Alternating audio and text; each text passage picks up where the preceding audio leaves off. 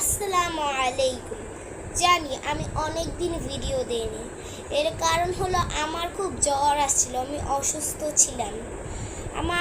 আমার জ্বর প্রায় 7 দিন ধরে ছিল, সেই জন্য আমি এতদিন ভিডিও দিতে পারিনি। আর এরপর চিন্তাও তো করতে হয় যে কী টপিক নিয়ে ভিডিও দিব, কী আঁকবো। তো আজকে আমি একটি ফলের ঝুড়ি আঁকতে চলেছি। তো চলো আর কথা না বাড়িয়ে ভিডিওটি শুরু করা যাক। তো চলো শুরু করি। প্রথমে আমি জানি তোমাদের দেখতে একটু অসুবিধা হতে পারে, বাট প্লিজ তোমরা কেউ কিছু মনে করো না, কারণ তোমরা তো জানোই কীভাবে ক্যামেরা সেট করি আমি। তো আপাতত এভাবে আমি ক্যামেরা সেট করি, অসুবিধা হতে পারে, কেউ কিছু মনে করো না।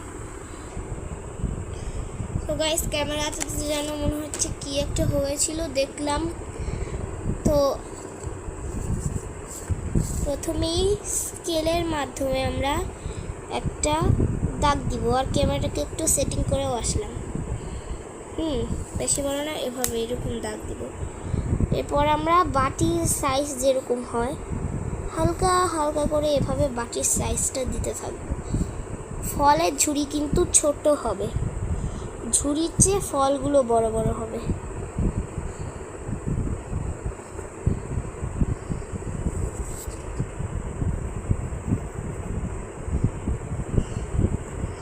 আস্তে আস্তে হালকা করে দেবে। আচ্ছা, আরেকটা কথা, তোমরা আমার সাথে এরকম করো কেন?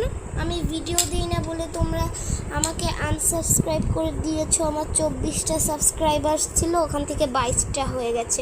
তোমরা এরকম কেন করেছো আমার সাথে? আমি অসুস্থ ছিলাম বলে ভিডিও দেইনি এতদিন।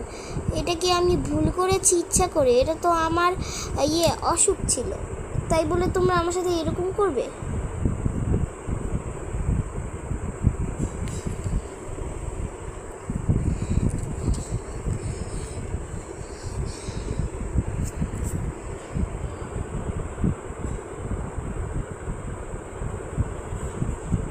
আমার না বাটির শেপটা দিতে একটু অসুবিধা হয়। এবার এখানে আমরা কিছু ডিজাইন করে দিব।